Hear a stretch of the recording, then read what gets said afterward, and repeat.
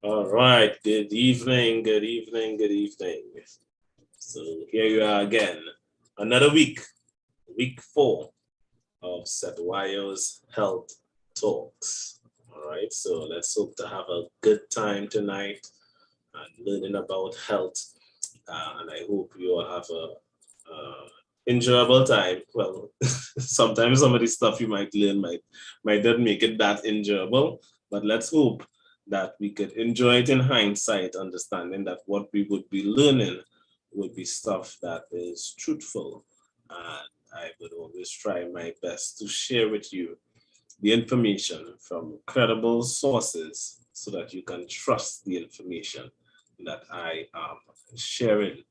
All right, so we're going to have an interesting health talk this evening.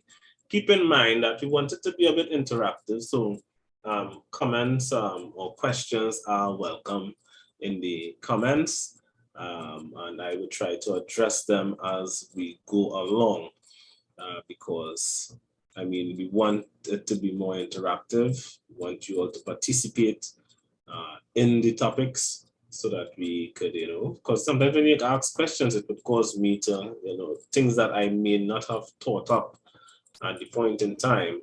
I can, it would jog my memory back to that with the questions and comments that might be asked. So last week we were dealing with the diets of children and how our diets, what we feed kids are so terribly off.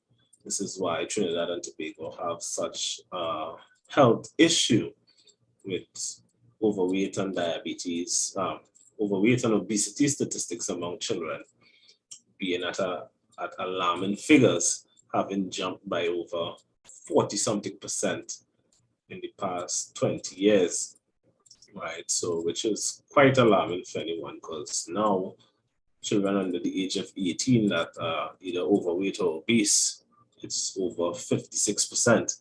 That means over half of the children under the age of 18 in this country are either overweight or obese. And that, of course, isn't good at all whatsoever. It's not good for the future. It's not good with regards to crime. It's not good with regards to longevity. It's not good with regards to productivity of any nation if the future generation is starting off so sickly, right? So when we think they might be a benefit or the future generation is supposed to be a benefit, they can become a burden because their health is off, right? And we know that the greatest resource in any nation is the human resource. So we have to try our utmost to preserve not just life, but you want to preserve health, right? Because many people are living longer, but they are living more unhealthy. So it doesn't make sense in prolonging life if that life is going to be unhealthy. So you want to be able to be healthy and prolong healthy living, to push and promote healthy living. So that's what we want to focus on. That's the whole purpose of Chetwayo's health talks, right? To get us to be healthier individuals. Now, last week, I said that we are going to look at the relationship between diet and mental health, right? Because many do not associate their nutrition as being something that affects the mental or cognitive functions of the body, when this time your diet plays a more direct role with regards to your mental health.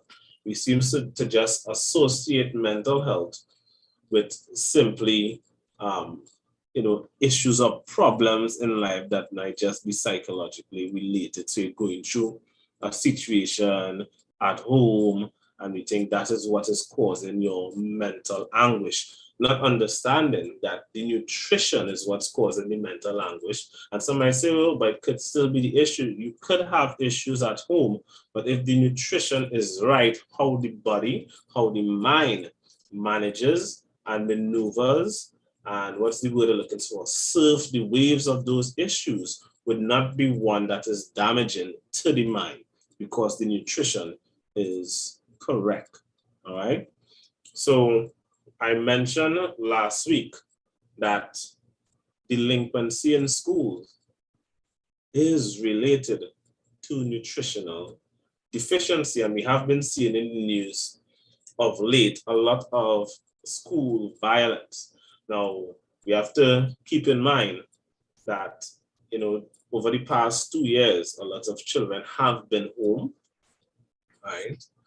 And they have been afraid at home because of pandemic stress and pandemic fatigue. And that would affect their cognitive ability also because while they're at home, not being able to go outside, they're unable to partake in physical activities in the manner in which they should. And then, of course, what they are consuming while they're at home is more junk food than anything else. And then many of the foods that people think is healthy food isn't healthy food. It's actually very unhealthy for the human body. But these are the things that we have been feeding our children a lot of, all right? And us, the adults, are also consuming things that we should not be consuming.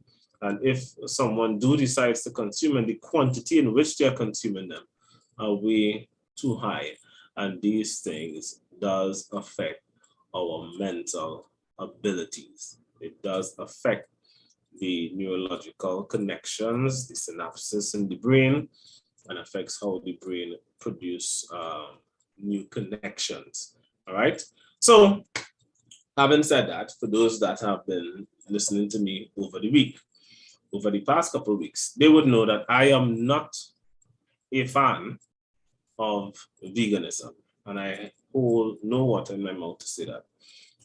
Veganism is not for humans, right? People are trying to push and promote that. It is not for humans, and I'll repeat that again.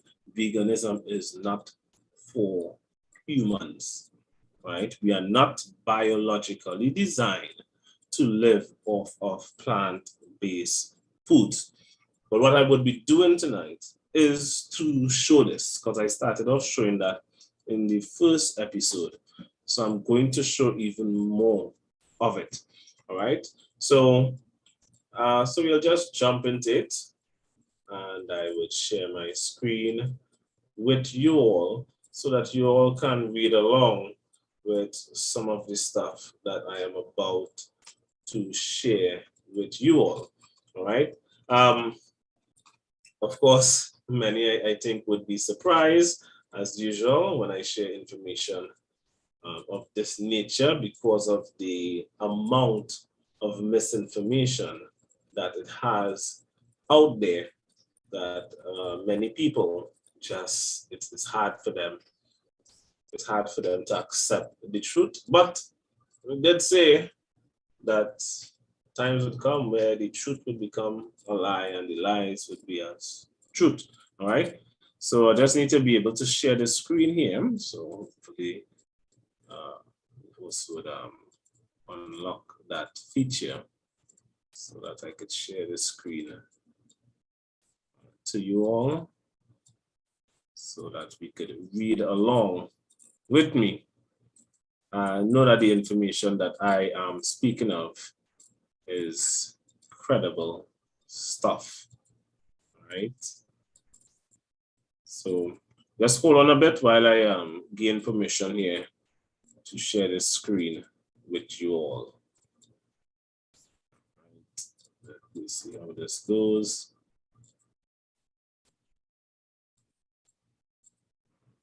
If we have a couple seconds here.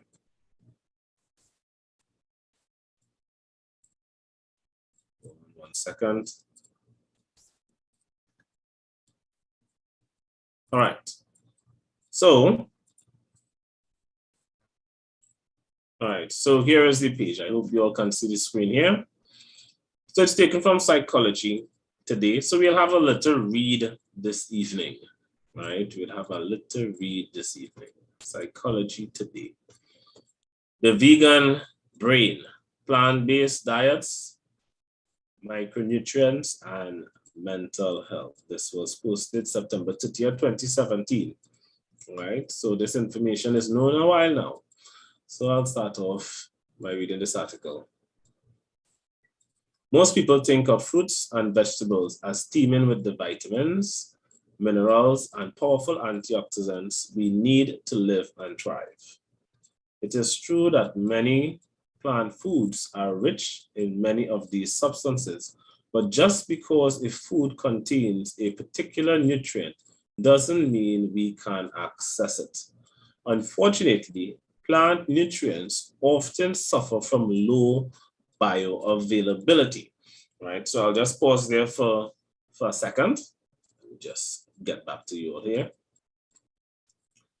That low bioavailability, that is the main issue there, right? Bioavailability, that is how available is the nutrients for the human digestive system to be able to extract it and utilize it, absorb it, and make it part of the human body, all right? So plant-based foods, that's where the problem lies, in its bioavailability, all right?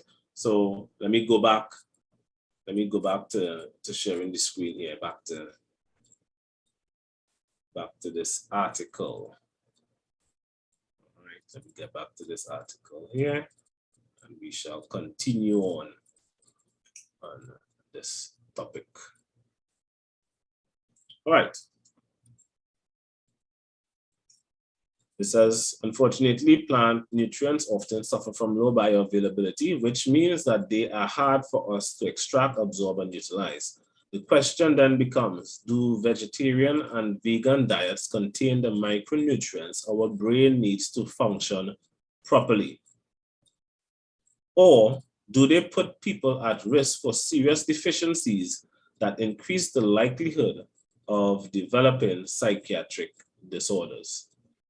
Below, I summarize the most important potential brain nutrient deficiencies that all plant eaters, vegans, vegetarians, and omnivores need to be aware of, as well as key deficiency risks unique to vegans and vegetarians.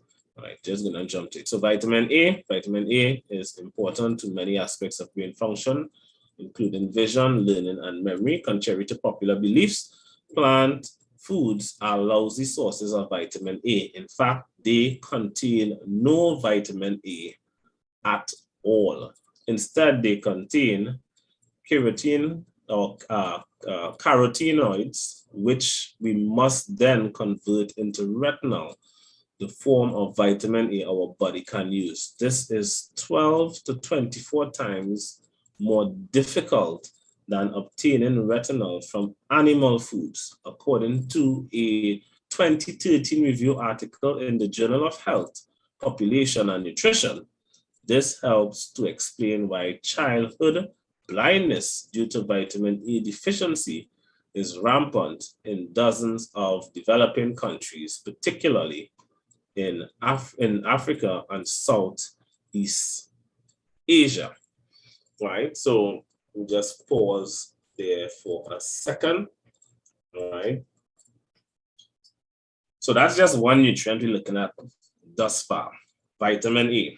Lousy source, there is none in plant-based foods. The type that it has in plant-based food is one that the body would have to go through an extremely difficult process to attain.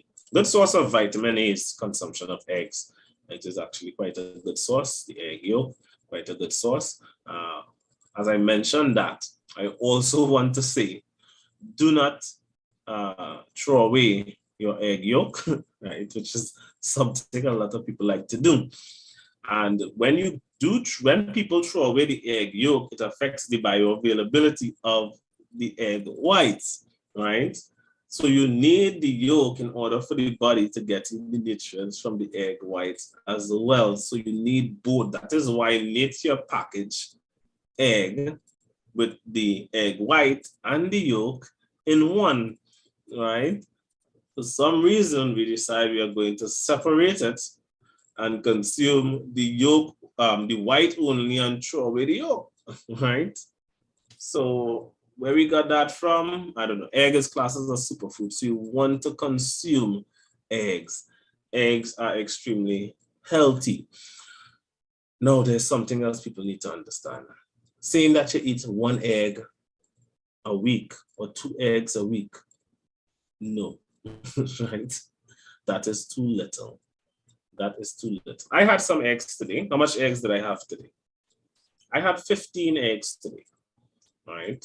Yes, 1-5. I had 15 eggs today, right? Like I said, eggs is a superfood, and you need to consume enough of it, especially if you are looking to get in the right volume of protein from it. Eggs have every vitamin and mineral that the human body needs in it. So this is why it's classed as a superfood, all right? So consume eggs. They say the only one it doesn't have, the only nutrient it doesn't have in it is vitamin C, all right? But we could agree to disagree on that, all right? But I think almost just about all animal products have some degree of vitamin C in it.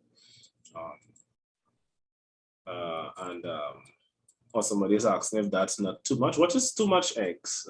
That's a good question. What happens if you consume too much eggs? All right. That's a question that somebody should ask. What happens if you consume too much eggs? Absolutely nothing, right? Absolutely nothing, right? People would say, oh, eggs sends up cholesterol. That's false, right? Dietary cholesterol does not affect blood cholesterol levels, right? Do you know what affects blood cholesterol levels? Sugar affects blood cholesterol levels, right? Not dietary cholesterol, right? And that's the mistake they do. One, cholesterol is not even a problem. Every single cell in your body needs cholesterol, right? Every single cell in the human body needs cholesterol. Your brain, if you remove the water mass from your brain, what is left of your brain is 90% cholesterol. So trying to reduce cholesterol or say, you need to reduce cholesterol, you are literally reducing your brain size. You know what that is also called? Dementia, right? So don't try to reduce your dietary cholesterol, especially from eggs. When it comes to cholesterol readings, though, people need to know how to read it. You don't just want to check total cholesterol. You want to check your HDL, your LDL, your VLDL, and your triglyceride levels, right? Then from that, then you can know if something in the body is off that is causing your body to send cholesterol to do repairs. It's not about trying to take a pill or a drug to reduce the cholesterol. If your cholesterol levels are high, it means there is a problem, not with the cholesterol. It's a problem with something else in the body, all right? So having said that, let me put it this way. If the neighbor house is burning down, neighbor house is on fire, cholesterol are the firemen, right? Would you try to stop the firemen from reaching the scene of the fire? No, right? If the body is sending a lot of firemen, it means that there is a big fire. But people are looking at how much fire officers are going out or leaving the fire station and saying that is too much fire officers leaving the fire station.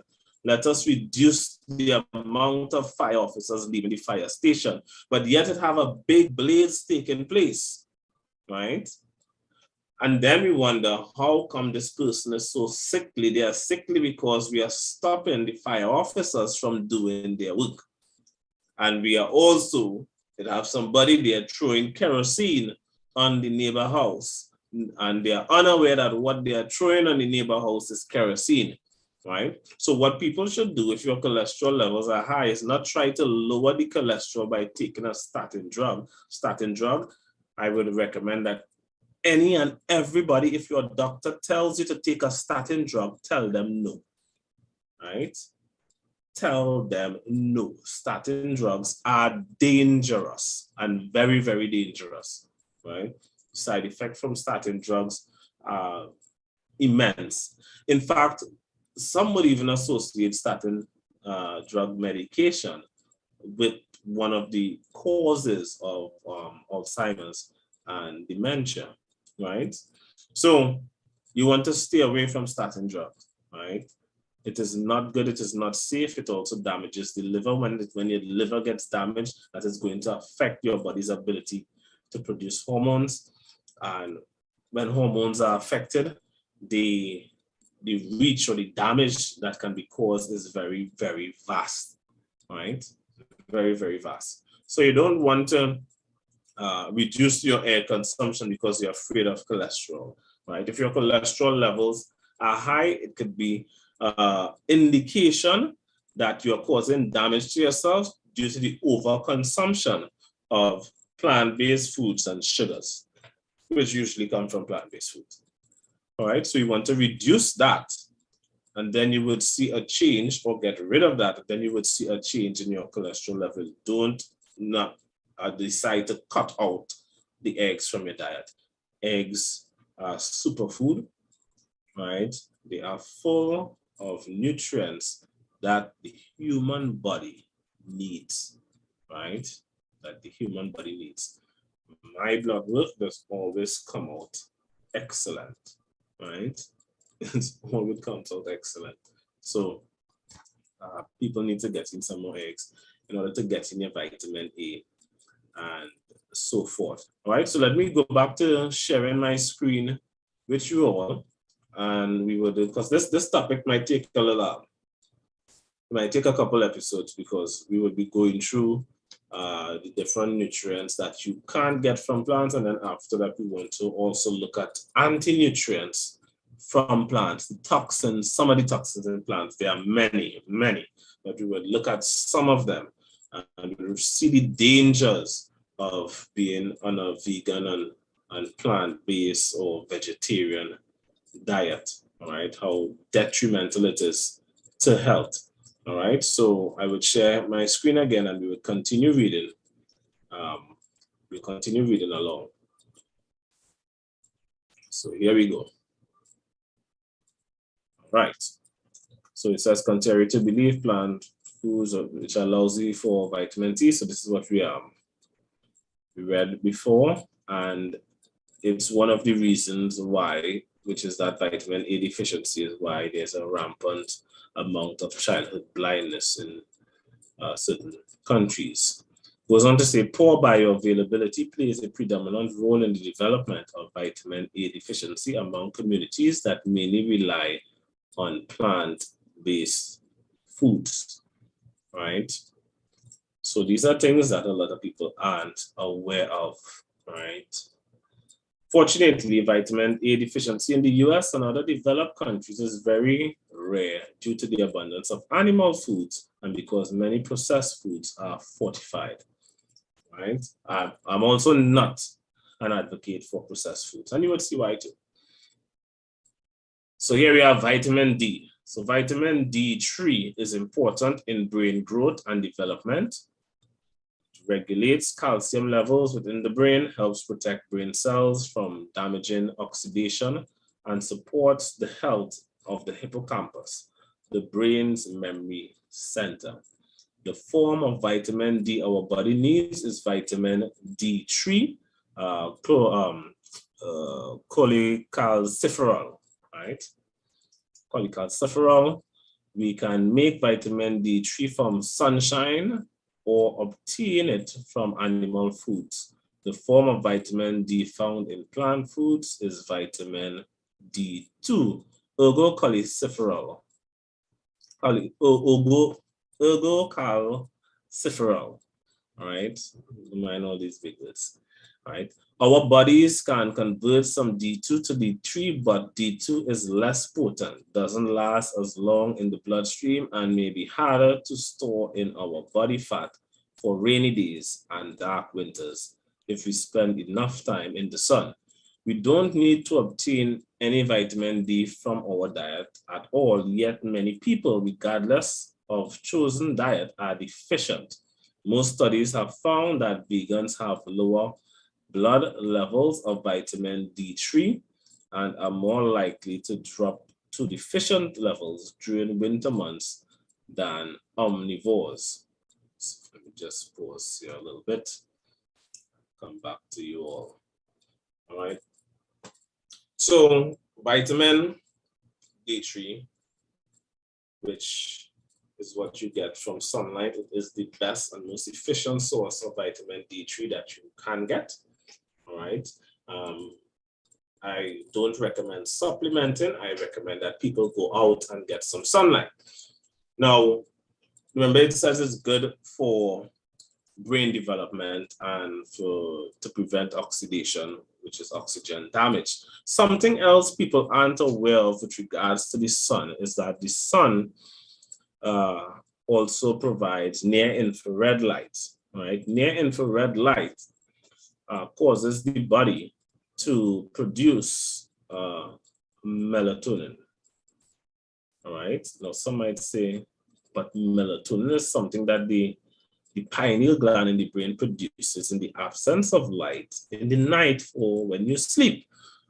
Yes, but it does that because when there is an absence of near infrared light, you're in the mitochondrial level. Mitochondria, or the mitochondria of the human body, is your energy factory where your body produces energy, right? On a molecular level in your cells, all right? That produces an endogenous melatonin inside the mitochondria that prevents oxidation or combats oxidation because it's a factory that's working to produce energy. So the sunlight causes the mitochondria to produce that to prevent oxidative damage, right? And that happens when you get in that direct sunlight or even reflections, just being sometimes outside, may not have to get even the direct sunlight, but you get in that near infrared light, right? So it's not just about getting the UV rays, because the UV rays interacts with cholesterol to produce vitamin D, right? But coming there just now, but the near infrared rays causes the mitochondria to produce melatonin, or what they call subcellular melatonin, right? Now, in the nighttime, when there is no sun, the pineal gland produces circulatory melatonin, right? It's like a reserve melatonin for when the sun is not out, that your body would produce and circulate throughout your body to help with oxidative stress while there isn't any near infrared light to produce subcellular melatonin, right? So in other words, what I'm basically saying, you need to get up and go in the sun. Worldwide, vitamin D deficiency is at a pandemic level, right? Everybody worried about COVID and stuff like that. Vitamin D3 is at a pandemic level and have been so for many, many years because people are ducking the sun like the plague, right? And when people do go out in the sun, they put on a host of sunscreen, right? So the sunscreen, and then they covering up everywhere. And then they would say, oh, I got sun. No, you did not. You put things on your skin to deflect the UV rays, and it's also deflecting the near infrared light. All right. So this is why I don't wear sunscreen. And if I do wear sunscreen, which is extremely rare, right? It would mean either I'll go to the beach and I'm spending like 8 hours straight in the sun, so I'll put on, right?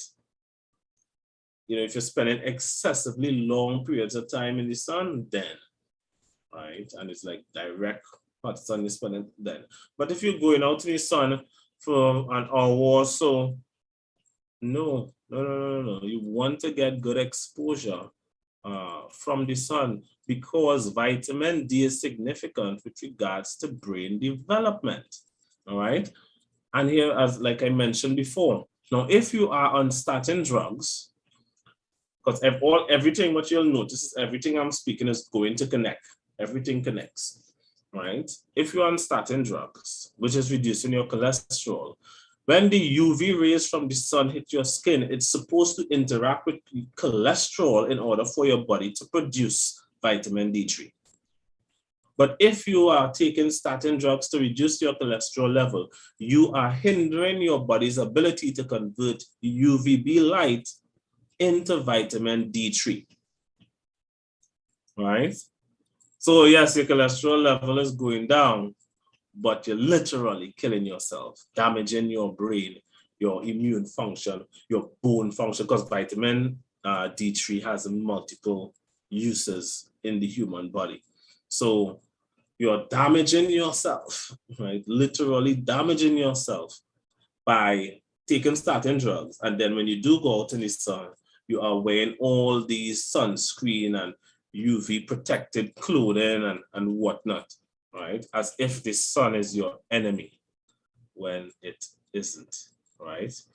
Now, we all know in countries, oh, you know, I think we're supposed to take a break, right? But I will talk about this after we take a short break, and then we will be back and we will continue with the next for the next 25 minutes of this session. All right, so stay tuned and send some more people to join in, and let's all edify ourselves and learn some more. All right.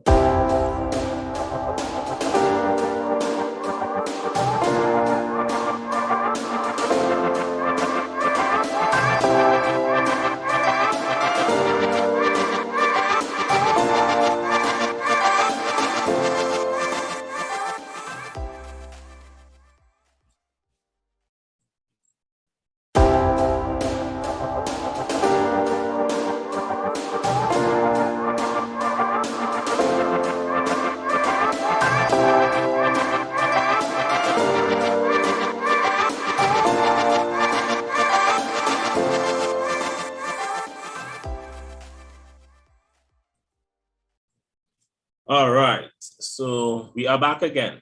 I saw in the comments there, somebody asks, is there a health difference in morning sun? Is that the best time for sun?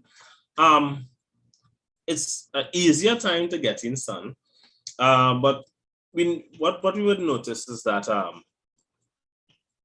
you know, when it comes to sunlight, different times of the day, you'll notice that there is a different shade of light. It goes through a different kind of spectrum of light, right? So what happens is the different spectrums of light, they all have benefits to the human body, all right? But of course, we know that noon is very hot, so it's not the best time to be in the sun.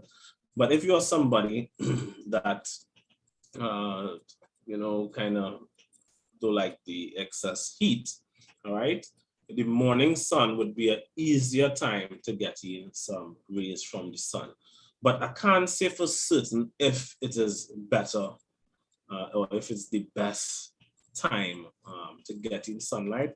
It might be the time that a lot of people prefer because it's usually cooler, right? It's usually cooler. So it might just be the best preferred time.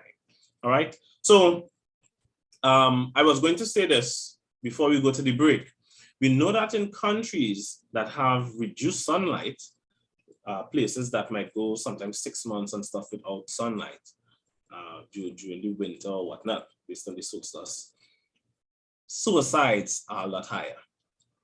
Suicides are a lot higher, way higher, all right? And that's because of a lack of sunlight. They have a lack of vitamin D, synthesis, vitamin D3 synthesis, and that of course we know affects brain function, the development and growth of the brain. And of course, there would also be a reduction in near infrared light. So you're going to have more oxidative stress taking place, which would mean more damage is taking place on a molecular level because the body is not producing enough subcellular melatonin to combat what you call it, oxidation or oxidative stress. All right. So sunlight is so important to the human body. All right, so important to the human body. And yes, you can get in vitamin D from foods, right? But of course, the best source is sunlight. And when it comes to plant-based foods, we see that plant-based foods has vitamin D2, and it's a bit problematic for the body to convert into D3. So plant-based foods is also not the best source for when you are in situations, like if you are living in cold countries, cold climates, when you are in those situations or countries, to get in a dietary source of vitamin D. So no, plant-based isn't the best choice. So let me go back and share the screen again with you, and we shall continue a little. All right, so let's go down. Vitamin K2. When most people think of vitamin K, they think of vitamin K1, which is abundant in many plant foods, but vitamin K2 is just as important and often overlooked. Vitamin K2 is confusing because it comes in many forms, but the essential form we need is called MK4. In the brain, MK4 is required to build critical cell membrane components called phenolipids,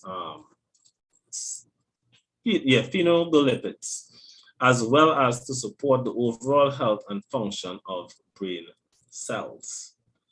All right, the MK4 form of vitamin K2 only exists in animal foods.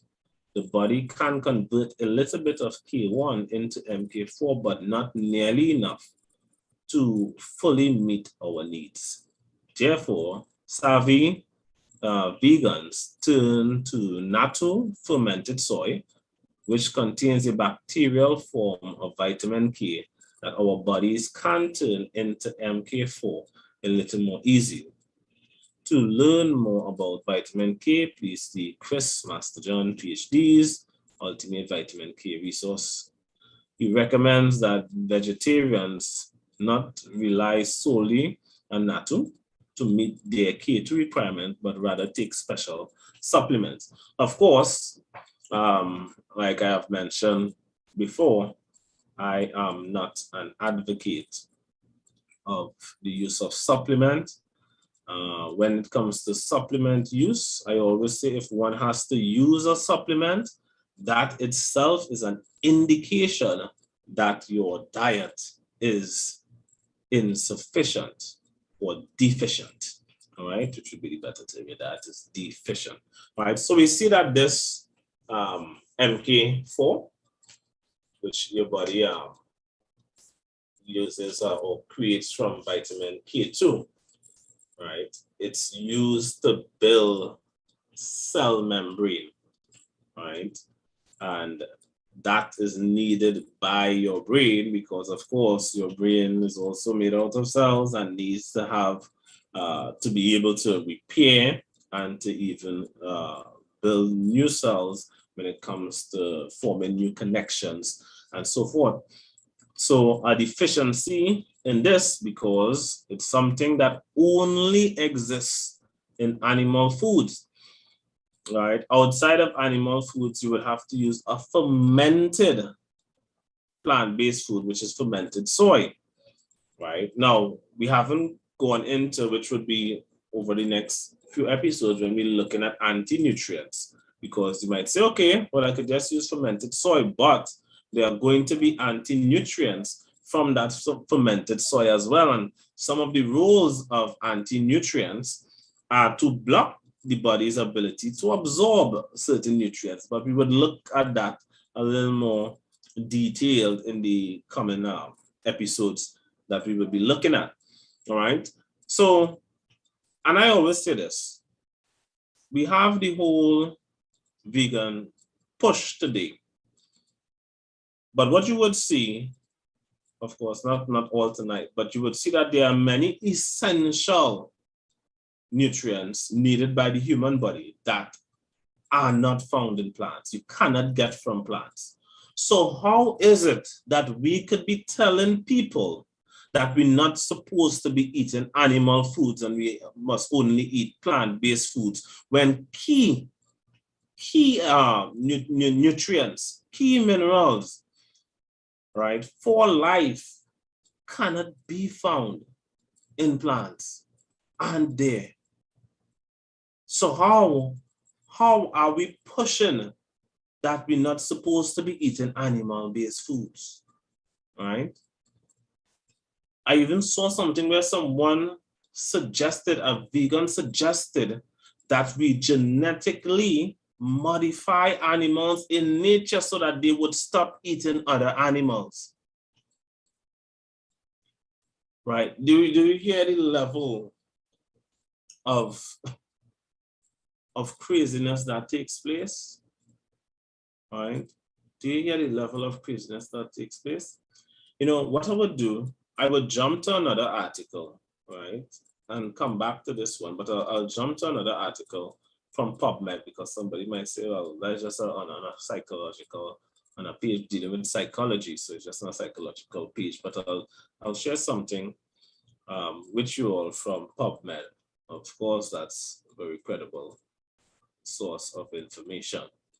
All right, so here it is, PubMed here. It says, vegetarianism and veganism compared with mental health and cognitive outcomes, a systemic review and meta-analysis, right? So you all could go to this website, right? National Library of Medicine, National Center for Biotechnology Information, PubMed.gov. It's the official government site of the US. The NIH is actually where Fauci works, right? And you could look this up as well. So I'll just read the context. Vegetarian and vegan diets are increasing in popularity. Although they provide beneficial health benefits, they may also lead to nutritional deficiencies. Cognitive impairment and mental health disorders have a high economic burden. All right, so I'm just going to go down here and let's read the results here. Of 1,249 publications identified, 13 were concluded with 17,809 individuals in total. No significant association was found between diet and the continuous depression score, stress, well-being, or cognitive impairment. Vegans/vegetarians were at increased risk for depression. Odds ratio 2.14 at 95%. This is confident interval, I believe it is. That's what the CI mean. It just means that they are the information that they gather, they are 95% confident of the information, 1.105 to 4.148, and had lower anxiety scores. I mean, difference, I will see that there, right? Heterogeneity was large, and thus the subgroup analysis showed numerous differences. Conclusions: vegan and vegetarian diets were related to a higher risk of depression and lower anxiety scores, but no different for other outcomes were found. Subgroup analysis of anxiety showed a higher risk of anxiety, mainly in participants under 26 years of age and in studies with a higher quality. More studies with better overall quality are needed to make clear positive or negative associations. All right. So in other words, when it comes to depression and anxiety, vegan and vegetarian diets score, they are at higher risk. Vegans and vegetarians are at higher risk for suffering from depression and anxiety. I believe last week I also showed that based on recent studies, it also shows that vegan vegetarians and pescatarians, their diets increased by about their risk of bone fracture by 43%. All right. There is all the data, but I realize how society works is that people go more with what society, what is popular, what is trending, and not so much with the data. And that's one of the big problems. That's one of the big problems that people have. All right. We ignore actual facts over what's trending, and we need to cut that out. All right. So somebody asks, what's the difference between D2 and D3? Right. D2, vitamin D2 is less potent, and it doesn't last long in the bloodstream, and it is harder for the body to store it. Right. So it's harder for the body to store it. So the body loses a lot of it because it's hard to convert into D3, and it is not as powerful as D3, and it's difficult for the body to store. I hope that address your question there. All right. So mental health issues, which we would look at more. I wonder if we have time. We have about 10 minutes again, where we could look at probably another nutrient or vitamin or mineral that the human body needs. All right, because I think I could probably leave the vitamin Bs for another segment. All right, and we could look at that and see how that affects. All right, but we need to let go of just going with what's trending, right? There is a thing with us humans, we have that need to be part of something, right? That it's innate in us, that, you know, that we need to feel a part of something. And these are why you have this movement, veganism, vegetarianism, right? All these different movements taking place. Some could be positive, some can be negative. The problem is because many people follow these things not based on facts, but based on that emotional feeling of being part of something, right? To feel better about themselves, they would hold on to it, even if it is detrimental to their health. Regardless of how much information one shares to them, they are going to hold on to it, right? Regardless of how sick they get. I saw a vegan guy, he was doing a video, and while he's speaking, his teeth fall out, right? He lost a tooth. It just fall out of his mouth, right? Because the body is so nutritionally deficient that his own teeth couldn't hold itself in. It fell out, right? I watched a picture of Robert Downey Jr. because in 2020 he decided to go vegan, and in 2022 it's aged him like 10-15 years. He's now under muscled, looking skinny and old, right? He is now a full-fledged granddaddy based on how he looks, right? And but because of the nutritional deficiency and how it affects the cognitive abilities of the brain, they can't see it.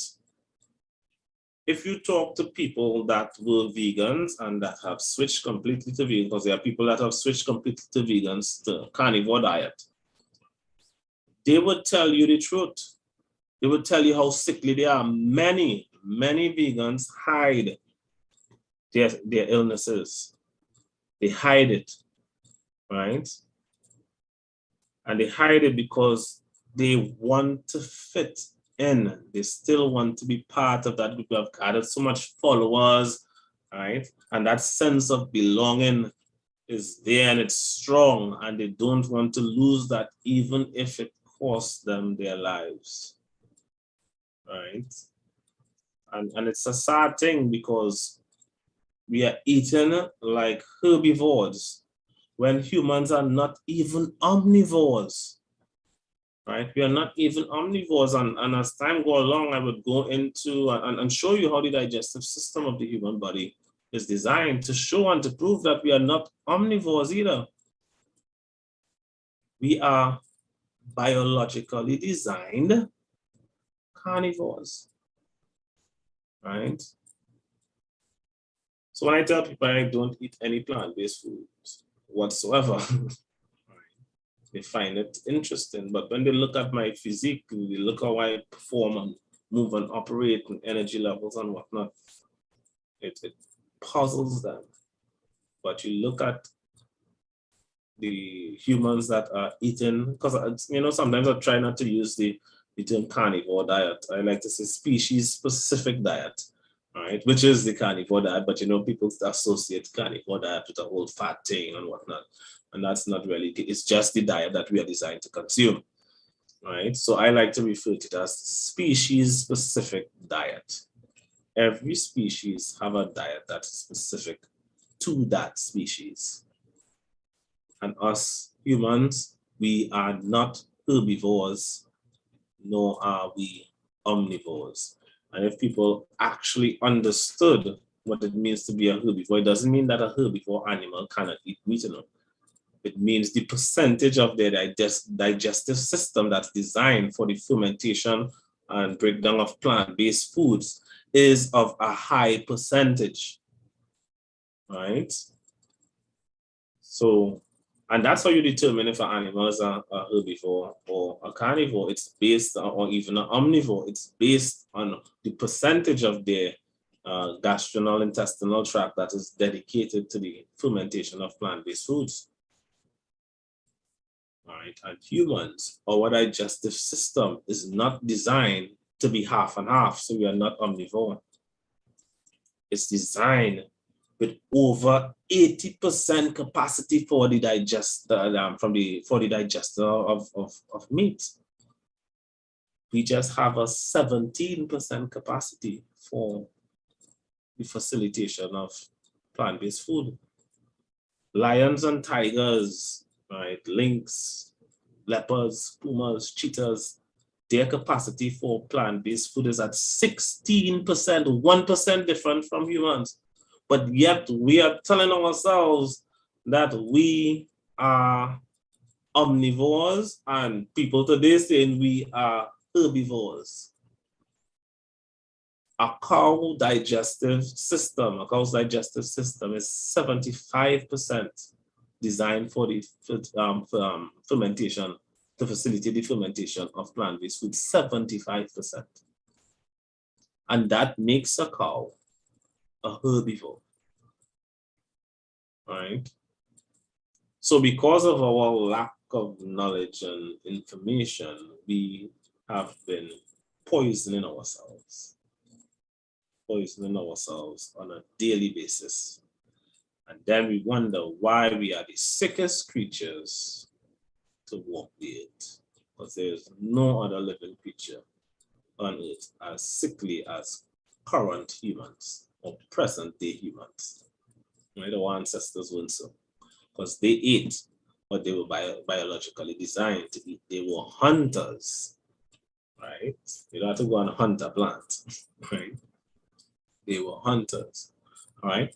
So, having said that, for those that have viewed that would like to learn more with regards to how to eat and how to structure your diets and so forth, you can contact me, because that's what I do, nutritional coaching, right? You can contact me, you can book for your consultation, and then from there you can decide which of my services you want to get on board with, where you can learn how to heal yourself, how to reverse your ailments through eating correctly, through eating the foods that you are biologically designed to eat.